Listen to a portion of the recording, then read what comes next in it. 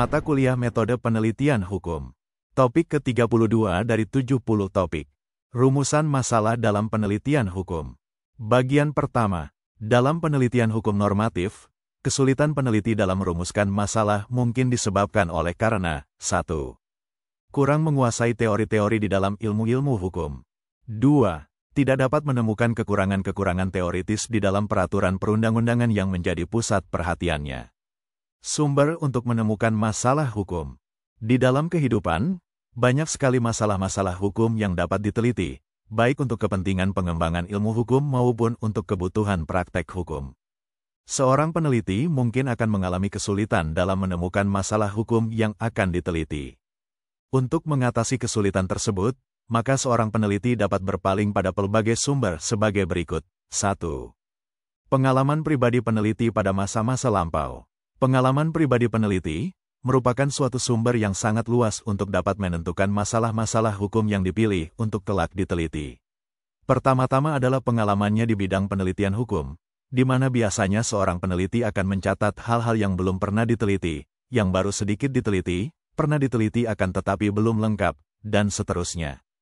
Pengalaman-pengalaman selama mengikuti pelbagai pertemuan ilmiah juga sangat bermanfaat, oleh karena biasanya di dalam pertemuan-pertemuan ilmiah tersebut, diadakan pertukaran informasi dan pengalaman dari berbagai kalangan hukum maupun kalangan non-hukum.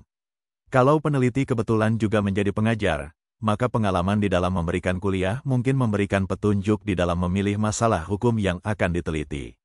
Apalagi apabila pemberian kuliah tersebut disertai dengan suatu diskusi dengan para mahasiswa, maka kemungkinan sekali bahwa ada hal-hal yang belum diketahui hal mana kebetulan disinyalir oleh mahasiswa. 2. Bahan kepustakaan yang mencakup bahan hukum primer, sekunder, maupun tersier. Bahan-bahan hukum primer, sekunder, maupun tersier merupakan sumber-sumber yang kaya akan masalah-masalah hukum yang dapat diteliti. Mungkin ada kesan bahwa di dalam bahan-bahan tersebut hanyalah terdapat masalah-masalah dari sudut teoritis, ataupun masalah praktis menurut ukuran teori. Ini sama sekali tidak benar, oleh karena bahan-bahan tersebut tidaklah semata-mata berisikan teori. Dari bahan-bahan hukum primer, misalnya peraturan perundang-undangan, dapat diperoleh keterangan mengenai pelbagai hal yang menghalangi penerapan peraturan tersebut. Dari laporan-laporan penelitian yang merupakan bahan hukum sekunder, dapat pula diperoleh keterangan mengenai masalah-masalah praktis yang dihadapi di dalam proses penegakan hukum dalam praktik. Demikian pula dari disertasi-disertasi untuk mendapatkan gelar doktor dalam ilmu-ilmu hukum, dapat diperoleh bahan-bahan mengenai masalah-masalah hukum yang dapat diteliti. 3. Diskusi dengan kalangan hukum yang dianggap ahli. Diskusi atau perbincangan dengan kalangan hukum tertentu merupakan sumber yang sangat penting di dalam memilih masalah hukum yang akan diteliti. Tidak jarang timbul keengganan untuk berdiskusi dengan pihak-pihak yang mempunyai wibawa tertentu, misalnya dengan guru besar terkemuka di bidang hukum. Di Indonesia keadaan semacam itu adalah lazim, walaupun tidak dikehendaki. Kemungkinan besar keadaan semacam itu terjadi, oleh karena secara tradisional jarak antara guru dengan murid dipelihara dengan kuat. Kecuali dari itu, ada pula kecenderungan untuk menganggap remeh terhadap mereka yang baru mulai melakukan kegiatan ilmiah. Mungkin keadaan-keadaan semacam itulah yang mengakibatkan ada rasa enggan untuk berdiskusi dengan kalangan hukum yang dianggap berwibawa baik di bidang teori maupun praktik. Kalau ada keinginan kuat untuk mengembangkan penelitian hukum maupun ilmu hukum, maka seyogianya tradisi yang kurang baik itu, secara perlahan-lahan harus dinetralisasikan. Usaha-usaha untuk melakukan hal itu, pasti memakan waktu yang lama dan ketekunan yang pantang menyerah. Sebab biar bagaimanapun juga, ilmu dan pengetahuan kalangan hukum yang berwibawa tersebut harus diturunkan kepada mereka yang kelak akan menggantikannya. Oleh karena itu kepada peneliti-peneliti hukum dianjurkan dengan sangat untuk mengadakan diskusi-diskusi tersebut, walaupun mungkin pada mulanya akan dihadapi aneka macam kesulitan yang disebabkan oleh tradisi yang dijelaskan di muka. 4. Politik hukum pemerintah. Politik hukum pemerintah Republik Indonesia secara garis besar tercantum di dalam Rencana Pembangunan Jangka Panjang atau Menengah, RPJPN atau RPJMN. RPJP atau RPJM tersebut juga merupakan suatu sumber yang penting untuk dapat memilih masalah-masalah hukum yang akan diteliti. RPJPN atau Rencana Pembangunan Jangka Panjang Nasional merupakan penjabaran dari tujuan dibentuknya pemerintahan negara Indonesia yang tercantum dalam pembukaan UUD Negara Republik Indonesia tahun 1945 dalam bentuk visi, misi dan arah pembangunan nasional. RPJPN adalah dokumen perencanaan pembangunan nasional untuk periode 20 tahun. RPJP Nasional untuk tahun 2005 sampai dengan 2025 diatur dalam Undang-Undang Nomor 17 Tahun 2007. Pelaksanaan RPJPN tahun 2005 sampai tahun 2025 terbagi dalam tahap-tahap perencanaan pembangunan dalam periodisasi rencanaan pembangunan jangka menengah nasional 5 tahunan. Rambu-rambu dalam memilih masalah hukum. Dalam memilih masalah, hendaknya seorang peneliti berpegang pada rambu-rambu sebagai berikut. 1. Manfaat masalah tersebut, baik bagi kepentingan pengembangan ilmu hukum maupun untuk kebutuhan praktik hukum. 2. Kesesuaian masalah yang telah dipilih dengan kerangka penelitian yang akan diterapkan. 3. Kemampuan-kemampuan khusus untuk memecahkan masalah hukum yang hendak diteliti. 4. Metodologi dan teknik yang ada, dapat membantu pemecahan masalah yang hendak diteliti. Dalam memilih suatu masalah, seorang peneliti seharusnya bertanya kepada dirinya sendiri, apakah dia benar-benar mempunyai perhatian yang kuat untuk mencari jawaban melalui suatu penelitian? Apabila jawabannya negatif, maka sebaiknya dicari masalah lain. Di dalam hal peneliti ragu-ragu, dianjurkan juga untuk memilih masalah lain saja. Kalau hal itu dipaksakan juga, maka apa yang dilakukan oleh seorang peneliti bukan merupakan refleksi dari keinginan dan kemampuannya di dalam pengembangan ilmu hukum ataupun di dalam memecahkan masalah-masalah hukum tertentu. Pusat perhatian seorang peneliti merupakan rambu pertama yang menjadi dasar memilih masalah. Juga dalam hal penelitian tersebut disponsori oleh pihak-pihak lain, maka penelitian akan ditangani apabila keinginan kedua belah pihak sesuai atau serasi. Kegunaan penelitian yang akan dilakukan juga merupakan suatu kriterium yang sangat penting, yang erat hubungannya dengan pusat perhatian penelitian.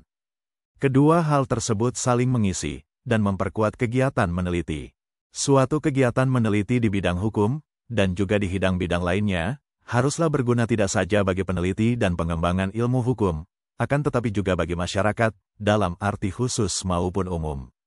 Kalau seorang peneliti memutuskan untuk memilih masalah yang menyangkut implementasi asas fungsi sosial hak atas tanah dalam instrumen yuridis pemerintah bidang HGU misalnya, peneliti harus dapat memberikan suatu dasar yang kuat bahwa penelitian tersebut mempunyai kegunaan-kegunaan tertentu, umpamanya, di dalam kerangka harmonisasi peraturan perundang-undangan HGU dalam rangka untuk mewujudkan usaha perkebunan yang mensejahterakan rakyat.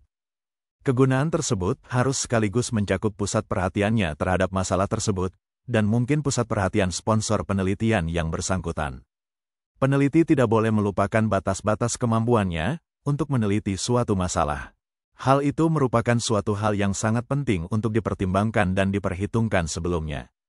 Kemampuannya tersebut tidak hanya terbatas pada bidang-bidang yang bersifat teknis metodologis belaka, akan tetapi juga kemampuan di bidang teoritis.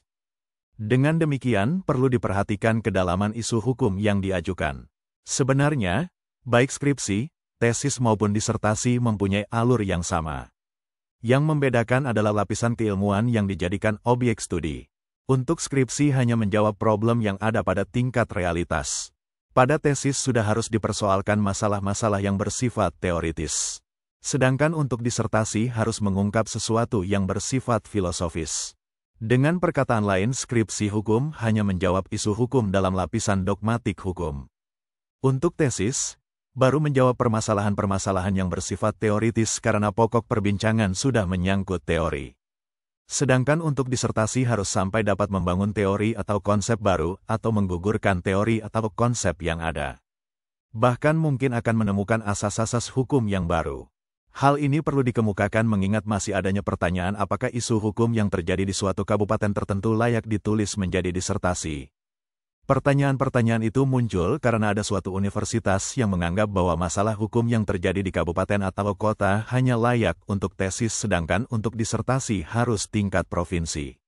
Begitu pula untuk masalah-masalah tertentu hanya layak untuk skripsi atau tesis dan masalah lain untuk disertasi. Pembatasan-pembatasan semacam itu tidak sesuai dengan hakikat keilmuan.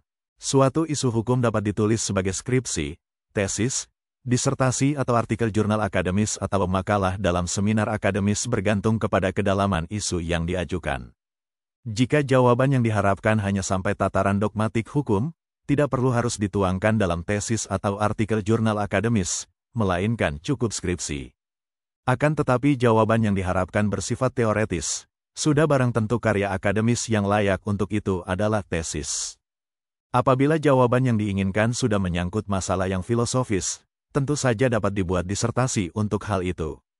Misalnya, dalam hal ini outsourcing seperti yang dicontohkan. Jika untuk menjawab pertanyaan apakah praktik outsourcing yang masih dijalankan setelah Undang-Undang Nomor 13 Tahun 2003 dinyatakan berlaku bukankah suatu tindakan melawan hukum, karya akademis yang layak untuk itu adalah skripsi. Akan tetapi apabila lebih jauh dari itu yaitu menyangkut teori-teori di dalam hukum perburuhan, karya akademis yang cocok untuk itu adalah tesis. Lebih jauh apabila yang hendak digali adalah filosofi dan ratio legis larangan outsourcing, hal ini sudah masuk ranah penulisan disertasi. Dengan demikian dapat dikatakan bahwa kedalaman isu yang hendak dipecahkan itulah yang menentukan layak tidaknya karya akademis yang dihasilkan.